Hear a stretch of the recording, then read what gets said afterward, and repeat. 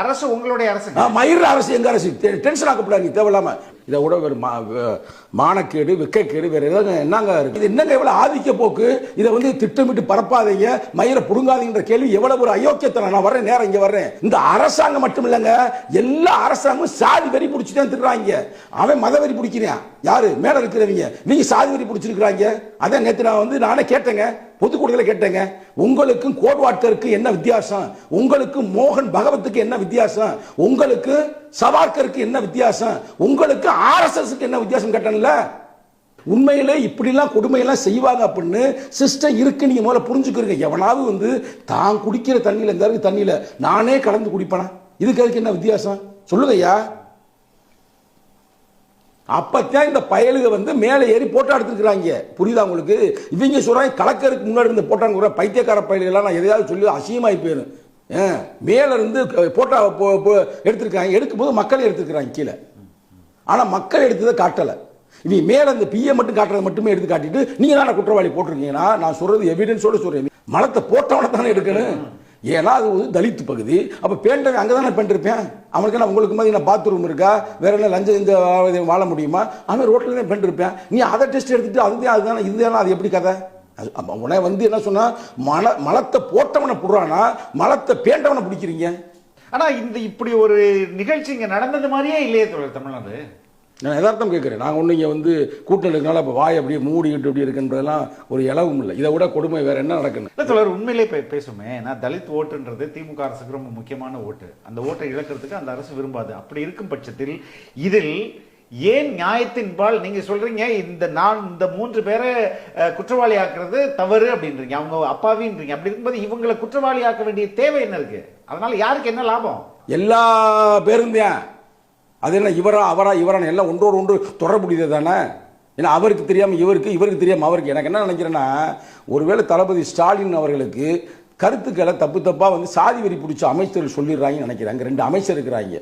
அந்த அமைச்சரில் போய் ஒரு முதல்வர்கிட்ட சொல்லும் பொழுது முதல்வர் என்ன பண்ணுவாரு? இப்போ முதல்வர் வந்து வேற விஷயமா இருந்தால் டென்ஷன் பிரச்சனையா? அங்க அட்டாப்பட்டிக்கும் வேங்கவேலுக்கும் ரொம்ப தூரம் இல்லையே, ரொம்ப பக்கம் தாங்க.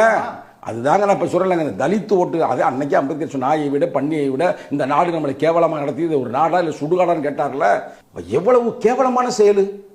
அப்போ வந்து அரசாங்கம் முன்னுணர வேண்டாமா? இன்னமும் சொல்ல போனால் கண்காணிப்பு குழுக்கு இவர் தான் சேர்மன். ஆமா, தமிழக முதல்வர் யாரு போய் நிற்கணும்?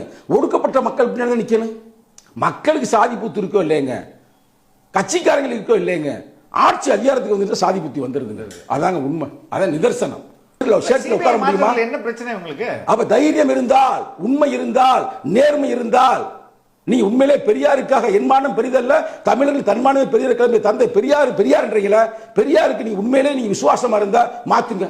வணக்கம் தோழர். வணக்கம் தோழர். வேங்கவேல் தமிழக முதல்வருக்கும் துணை முதல்வருக்கும் மற்ற அமைச்சர்களுக்கும் கண்ணுக்கு தெரியாத ஒரு பகுதி.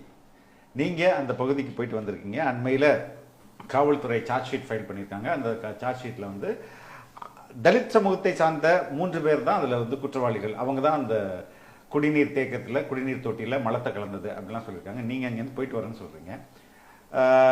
உங்களுடைய கருத்து என்ன?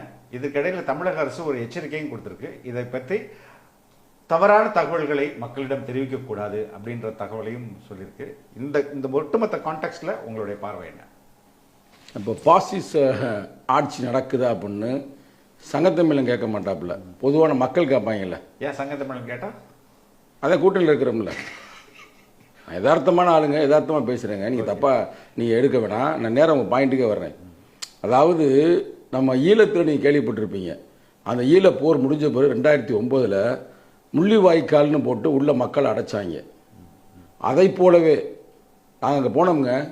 எங்களுடைய அட்வொகேட், அவங்க அந்த 3 பேருக்கும் அட்வொகேட் யாருன்னா என் கட்சியை சார்ந்த பார்வேந்தன். அவர் உள்ளே போகிறோம்னு உள்ளே போய் மக்களை பார்க்க போகிறாரு. இப்போ நாங்கள் கூட ரைட்டு ஒரு கட்சிக்காரர்கள் பிரச்சனை, அவர் அவங்களுக்கான அட்வொகேட்டு. அவர் என் கட்சியோடைய வழக்கறிஞராக இருந்தாலும் அந்த 3 பேருக்கான அட்வொகேட்டு. உள்ளே போய் மக்களை பார்க்கணும், அவங்க என்ன பண்ணுறாங்கன்னு கேட்கணும்னா உள்ளே விட மாட்டுறாங்க. 144 இங்கே போடலை. போடாமல் இருக்கும்போதே நீ உள்ளே போகக்கூடாது, சந்திக்கக்கூடாது அப்படின்னா அது என்ன? அது இதுக்கு பேர் பாசிசமா இல்லை வேறு எதுவும்? நான் அது வேற என்ன அதனால் பாயாசமானு சொல்லவான்னு கேட்குறேன். நான் யதார்த்தம் கேட்குறேன். நாங்கள் ஒன்று இங்கே வந்து கூட்டம் இருக்கனால இப்போ வாய் அப்படியே மூடிக்கிட்டு இப்படி இருக்குன்றதெல்லாம் ஒரு இலவும் இல்லை. இதை விட கொடுமை வேறு என்ன நடக்கணும்? இதை விட வேறு மானக்கேடு வெக்கக்கேடு வேறு ஏதாவது என்னங்க இருக்கு? ஏன் இது உண்மையாக இருக்கக்கூடாது? காவல்துறை எதுக்கு அவங்க மேலே போய் சொல்லணும்? பொறுமையாக இருக்கிறீங்களா? நான் உங்களுக்கு சொல்லல, இதை யார் சொன்னாங்களோ, சிபிசிஐடியா இல்லை யார் சொன்னாங்களோ நான் அவங்களுக்கே சொல்கிறேன். அதாவது வன்கொடுமைகள் பல வகையில் நடக்குது. ஏறக்குறைய புரட்சி அம்பேத்கர் சொல்றாரு 64 முறைகளில் இது நடக்கும். வன்கொடுமைகள் ஒடுக்கப்பட்ட மக்கள் மேலே தொடர்ந்து நடந்து கொண்டிருக்கிறது. சுதந்திர இந்தியாவில் தொடர்ந்து நடந்து கொண்டிருக்கிறது. ஒரு எடுத்துக்காட்டு சொல்ற, இந்த பிரச்சனை வந்த பிறகு எல்லா போலீஸ் அதிகாரிகள் எல்லாரும் உள்ள நுழைஞ்சீங்கள, பயங்கரமாக நுழைஞ்சீங்கள. அங்கே ரெட்டக்கோவல சிஸ்டம் இருந்துச்சா இல்லையா? கண்டுபிடிக்க போனது வேங்கவேல் பிரச்சனை. அப்ப அந்த கலெக்டர் அம்மா அங்கே ஒரு ரெட்டக்கோவல சிஸ்டத்தை கண்டுபிடிச்சாங்க. அதே மாதிரி கோயிலுக்குள்ள நுழையக்கூடாதுன்னு ஒரு சிஸ்டம் அங்கே இருந்துச்சுல. ஒரு அம்மா சாமியா அடிச்சுல, தலித் உள்ள போகக்கூடாதுன்னு அவங்கள போய் தண்டனை கொடுத்தாங்கள, நடந்துச்சுல. அப்ப இதுல என்ன தெரியுது? அங்க தீண்டாமை இருக்கு. தீண்டாமை மிக கொடூரமாக இருக்கிறது. கொடூரமா அங்க வந்து வேங்கவேல இருக்கிற அந்த மக்களுக்கும் அந்த ஏரியால மக்களுக்கு சுடுகாடை இல்லை, செத்து போனாங்கன்னா. இது எல்லாமே அதிகாரிகளுக்கு தெரியும். அப்படி இருக்கும் பொழுது இதை மட்டும் நீங்க மனசுல ஏன் ஏத்துக்க மாட்டாங்கன்னா, நல்லா சொல்றேன், கேட்டுக்குங்க, தெளிவா சொல்றேன். இன்னைக்கு நான் உணர்ச்சி வசப்படல ஊன்னு கத்துவேன் அப்படிலாம் இல்லை. இன்னைக்கு உணர்ச்சி எல்லாம் வெளியில காட்டுற மாதிரி உள்ள காட்டுவோம். அது எப்ப காட்டணும், எப்படி காட்டுவோம், அங்க காட்டுவோம். அதாவது அங்க வந்து தலித்து குடும்பம் வெறும் 22 குடும்பங்க. மொத்தம் 35 குடும்பத்தில் 22 குடும்பங்க இப்ப அங்க இருக்குது. மற்றவங்க நொந்து போய் வெளியேறிட்டாங்க. ஆனா அவர்கள் முத்தரையர்கள் சமூகத்தை சேர்ந்தவர்கள் 350 குடும்பம் அங்க இருக்குது. நல்ல டாமினண்டா இருக்கிறாங்க. அந்த ஏரியால இன்று களத்தில் ஊராட்சி மன்ற தலைவராக இருப்பது முத்தையா உடைய மனைவி யாரு, பத்மா. அவங்க தான் அங்க இருக்கிறாங்க. அவங்களுக்கு தலித்து மக்களுக்கும் பிரச்சனை நடந்து கொண்டே இருந்திருக்கு. இன்னைக்கு நேற்று இல்லை, நான் தனிப்பட்ட ஆட்கள் இல்ல, தலித்து மக்களுக்கு. என்னன்னா இவங்க என்ன செஞ்சிருக்காங்கன்னா, நான் சொல்ற போற ரெக்கார்டு பிரதர் கூப்பிட்டு என்ன கூட விசாரிக்கட்டும், நான் சும்மா போற போக்குல அடிக்கல. அந்த சூழ்நிலையில் எலெக்ஷன் ஜெயிப்பதற்கு முன்னால், அதுக்கு முன்னாடி அங்க ஜெயிச்சிருந்தவர் யாரு, அவர் இன்னொருத்தர் கள்ளர் சமூகத்தை சார்ந்த சிதம்பரம். அவங்க எல்லாம் தெரியும், சிதம்பரம் ஒருத்தர் தான் ஜெயித்திருந்தார். அவரை வெற்றி பெற வேண்டும் என்றால் நான் உங்களுக்கு தண்ணி தொட்டி எல்லாம் கட்டி தர்றேன், நான் மக்களுக்கு எல்லாம் சேவை செய்யறேன் அப்படின்னு சொல்லி தான் இவர் வந்திருக்கிறாரு. அதுக்கு இடைத்தரகரா ஒருத்தர் இருந்திருக்கிறாரு, அந்த ஆபரேட்டர் யாரு, சண்முகம் தானே பேரு, சண்முகம் சிதம்பரத்தோட ஆள். அவருடைய ஆளா இருந்தா ஆபரேட்டர் தான் இருந்திருக்கிறாரு. எலெக்ஷன்ல வெற்றி பெற்ற பிறகு அந்த எலெக்ஷனுக்கு முன்னாடி வந்து எல்லாருமே பிச்சை எடுக்கிறமே கேட்பாங்க ஓட்டு, எல்லாருமே சொல்றேன், புரியுது. ஆனா ஜெயிச்சு முடிச்சிட்டாங்கன்னா இவங்க ஒரு தனி உலகத்துல வாழ்வாங்க, மகாராஜாக்கள். இது தமிழ்நாட்டில் மட்டுமல்ல, உலகம் பூராமே நடக்குது. அந்த அதிகார போக்கு அரசாங்க பயங்கரவாதத்தோடு அந்த செயல்பட்டு இருக்கிறேன். இதுதான் அங்கே நடந்திருக்கின்ற அந்த செயல். அப்ப இந்த மக்கள் தொடர்ந்து போராடி கொண்டிருக்கும் பொழுது நான் நேரடியாக சொல்லுகிறேன், முத்தையா தான் இதுல குற்றவாளி. எப்படி குற்றவாளினா, முத்தையாவுக்கு சிபிசிஐடி அதிகாரிகளே நான் நேரடியாக சொல்லுகிறேன், அவர் வீட்டில் அவருக்கு வேண்டியவர் கொஞ்ச நாளைக்கு முன்னாடி இறந்து போயிட்டாரு மர்மமான முறையில். காசி விஸ்வநாதன், அது எப்படி இறந்தார்ன்றது ரெக்கார்டு இருக்கா உங்கள்கிட்ட? அவர் யார்? காசி விஸ்வநாதன். காசி விஸ்வநாதன் அவருக்கு ஏறக்குறை எல்லாமே அவர் தான். யாரு? பத்மாவுடைய வீட்டுக்காருக்கு, முத்தையாவுக்கு எல்லாம் அவர் தான். சொன்னா செய்வாரு. புரியும் நினைக்கிறேன் உங்களுக்கு. புரியுதா? புரிஞ்சுட்டீங்களா? இல்ல சிபிசிஐடிக்கு புரியும் விளக்கமா சொல்லட்டுமா? விளக்கம். இது என்னங்க எவ்வளவு ஆதிக்க போக்கு, இதை வந்து திட்டமிட்டு பரப்பாதீங்க, மயிரை புடுங்காதீங்கன்ற கேள்வி எவ்வளவு ஒரு அயோக்கியத்தனம். நான் வர்றேன், நேரம் இங்க வர்றேன். சாதி கொடுமைகள் மிகுந்த பகுதி அந்த ஏரியான்னு சொல்லி இருக்கிறாங்க.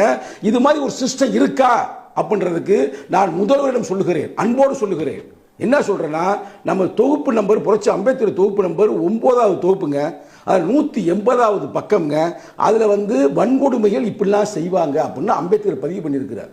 ஆதிக்கவாதிகள் ஒடுக்கப்பட்ட மக்களுக்கு துயரத்தை விளைவிக்க வேண்டும் என்பதற்காக அவங்க குடிக்கிற தண்ணி தொட்டிக்குள்ள மலத்தை கலப்பார்கள் என்று எழுதியிருக்கிறார்.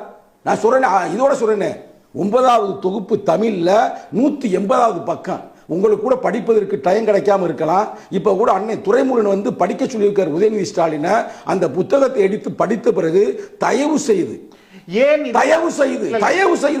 உண்மையிலே இப்படிலாம் கொடுமையெல்லாம் செய்வாங்க அப்படின்னு சிஸ்டம் இருக்கு. நீங்க முதல்ல புரிஞ்சுக்கிறீங்க. எவனாவது வந்து தான் குடிக்கிற தண்ணியில இருந்தாரு, தண்ணியில நானே கலந்து குடிப்பேனா?